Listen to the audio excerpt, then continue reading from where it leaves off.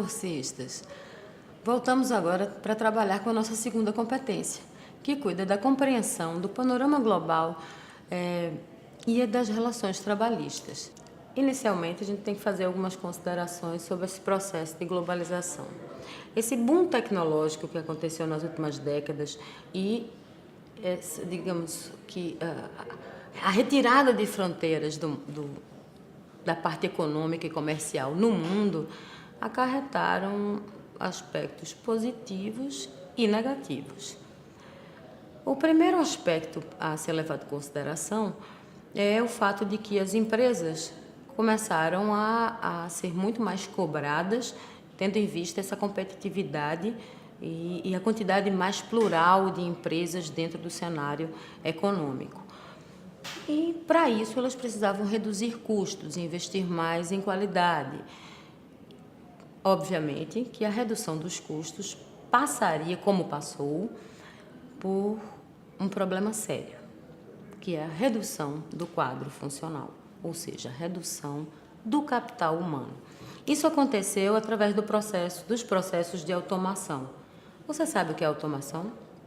Automação é um sistema pelo qual mecanismos controlam seu próprio funcionamento com mínima interferência humana. Não deu para entender ainda? Vamos dar um exemplo para clarear. Digamos que uma empresa possua 20 funcionários para fazer o controle de abastecimento e estoque dessa organização.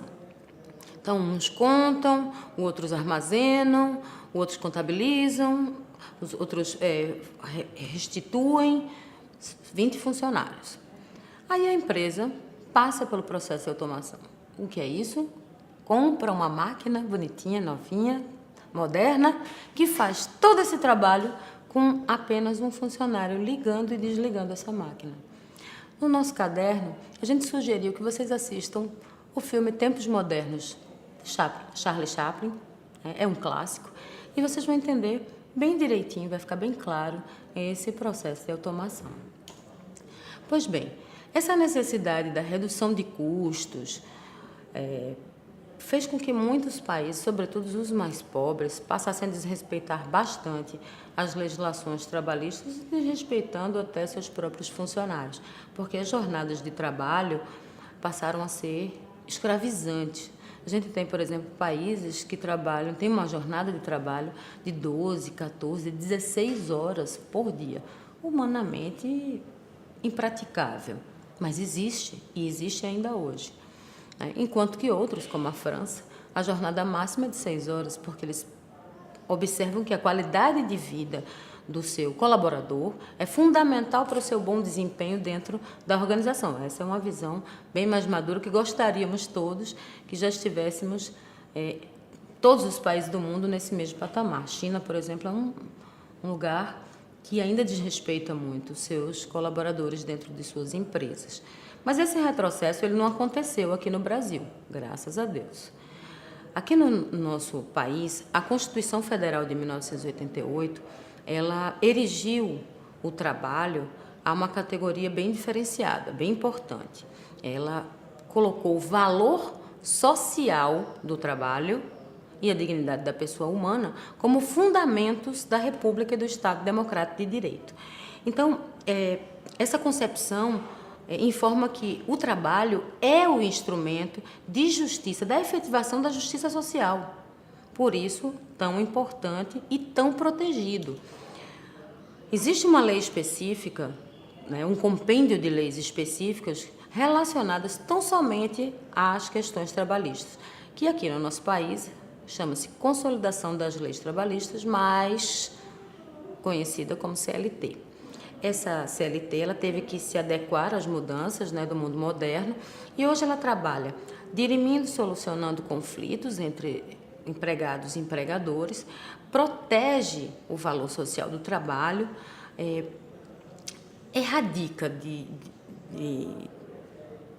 maneira assim veemente o trabalho forçado e obrigatório, o trabalho infantil e busca também erradicar a pobreza, visto que o trabalho, na verdade, ele é a maior fonte de distribuição de renda e ele minimiza, então, as desigualdades sociais.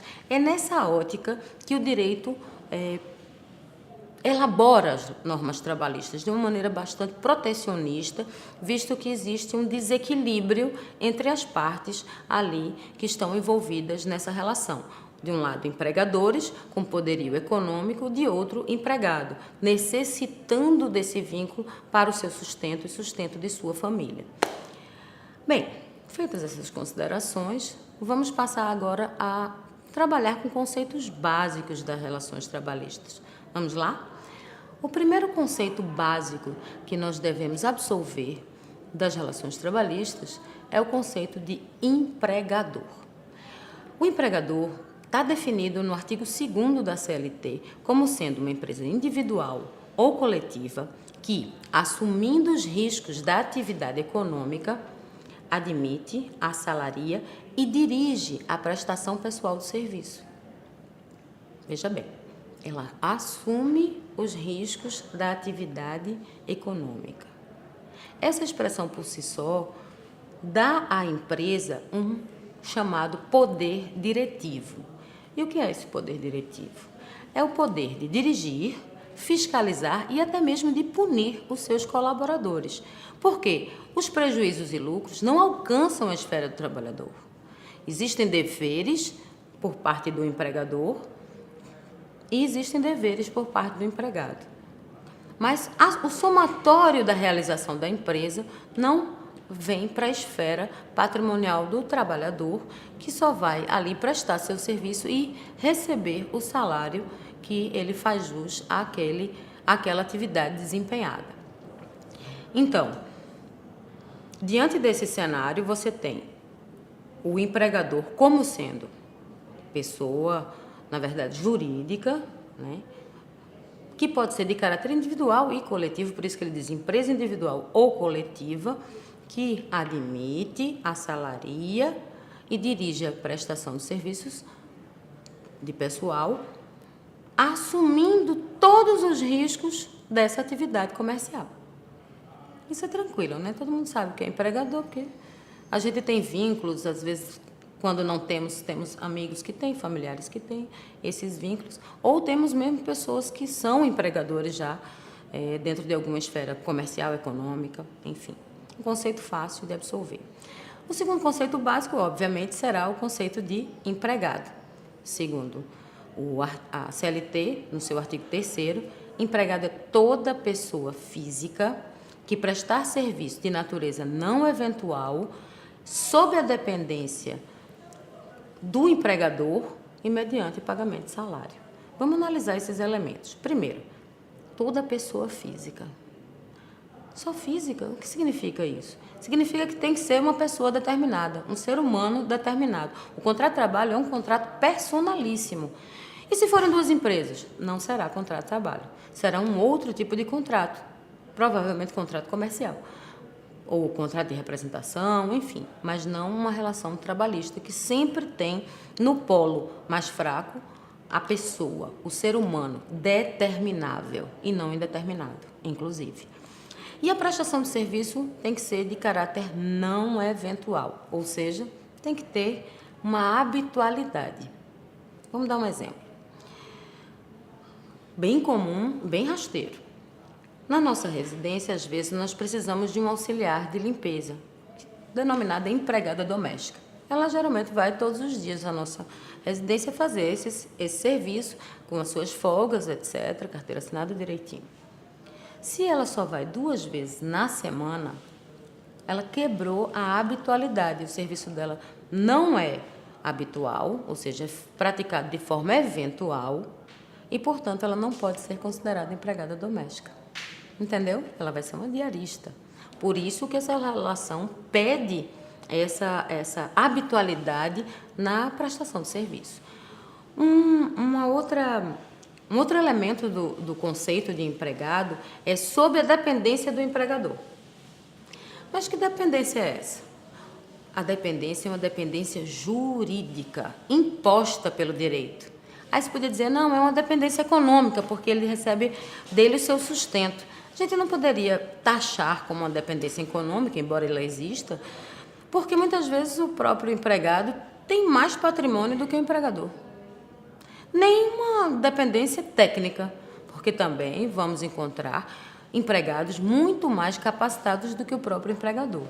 É, portanto, uma subordinação jurídica imposta pelo direito em virtude do empregador assumir os riscos da atividade comercial, ok? E, finalmente, mediante salário, né? Porque ele tem que ser pago, é um serviço que tem uma onerosidade. A voluntariedade não acarreta um contrato de trabalho. Esses são os conceitos mais básicos das relações trabalhistas. E é importante salientar que algumas pessoas perguntam, e a questão da exclusividade? Eu tenho que trabalhar exclusivamente para essa empresa? Não, não precisa ter essa exclusividade, porque a legislação não faz nenhum óbice à pluralidade de contratações, contanto que os horários, é óbvio, sejam compatíveis. Você pode trabalhar de manhã numa empresa, de tarde em outra, mas os horários têm que ser compatíveis. Se a empresa exigir exclusividade, obviamente você vai barganhar um salário melhor por isso, ok? Bem, um outro conceito importante é o conceito de contrato de trabalho, que poderá ser tácito ou expresso, verbal ou por escrito, por prazo determinado e indeterminado. Desse conceito, que está lá no artigo 443 da CLT, nós temos que extrair alguns princípios interessantes. Primeiro, o princípio da primazia da realidade, que é o princípio que diz que, para o direito do trabalho, os documentos têm menos valor do que a verdade real. Ou seja, eu não preciso comprovar por escrito que eu sou funcionária de alguém, porque o direito do trabalho absolve a realidade fática. Então, para a Justiça do Trabalho, para as leis trabalhistas, os fatos, a primazia da realidade consiste justamente isso, nos fatos terem preponderância sobre os documentos, ok? E a gente falou sobre prazo determinado e indeterminado, né? Do contrato de trabalho. A regra é que o prazo seja sempre indeterminado, mas existem situações de prazo determinado, sim. Estão lá nos parágrafos 1º e 2º do artigo 443, que emprestam essa possibilidade e dão características de validade.